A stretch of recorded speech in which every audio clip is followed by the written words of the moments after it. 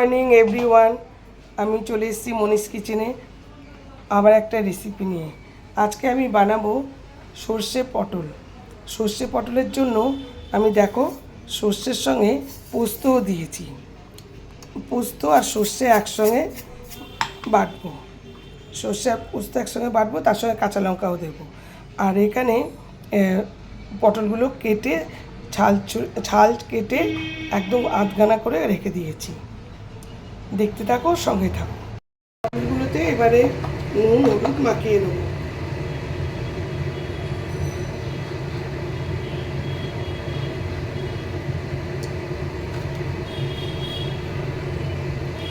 মাখিয়ে নিয়েছি, এবার মাখিয়ে নেবো এটার মধ্যে।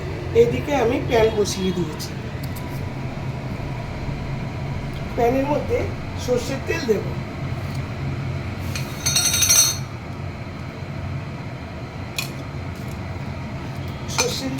সর্ষের তেল দিয়ে এটা পটলগুলোকে ভাজবো। গরম হয়ে গেছে, এর মধ্যে পটলগুলো ভাজবো।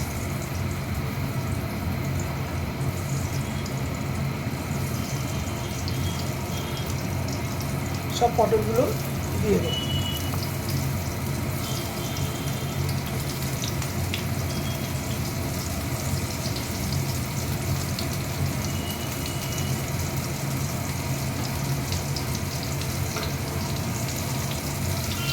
এগুলো ভাজা হোক।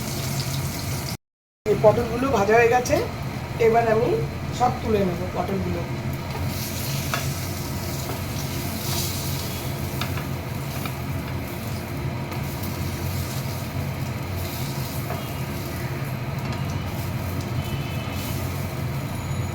সব পটলগুলো তুলে নিলাম। এবার নেক্সট প্রসেস, এর মধ্যে আবার একটু তেল দিতে হবে।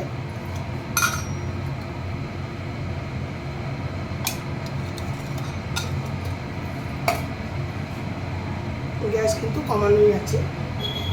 এবার তেলের মধ্যে এই যে সর্ষে পোস্ত বাটা, এটা আর কাঁচা লঙ্কা দিয়েছি, এটা দিয়ে দেবো।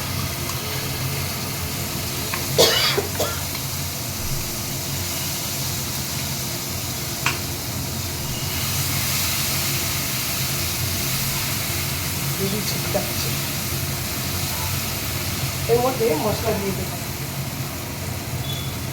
এই যে কিছু দেবো না, লঙ্কা গুঁড়ো, হলুদ গুঁড়ো আর নুন, ব্যাস, আর কিছু দেবো। এর মধ্যে দিয়ে এটা স্ম্যাশ করবো, ভালো করে মিশিয়ে দেবো। সর্ষেটা দিয়ে দিয়েছি, তার মধ্যে একটু জল দিয়েছি, ওই মিক্সির বাটি দেওয়া জল দিয়েছি, তার জন্য একটু জল হয়েছে। এই সময় আমি যতই ভাজি একটু কাঁচা থাকতে পারে, তাই জন্য পটলগুলো দিয়ে দিলাম। পটলগুলো মশলাও ঢুকবে আর এটা শুকিয়ে যাবে। একদম সিমে রেখে এখন আমি এটা রেখে দেবো সিমে। গ্যাসটা বাড়িয়ে দিয়েছিলাম, কারণ জল দিয়েছি তো, অতটা জল দেয় না, গায়ে মাখা মাখা হবে। এটা একদম কমিয়ে দিলাম।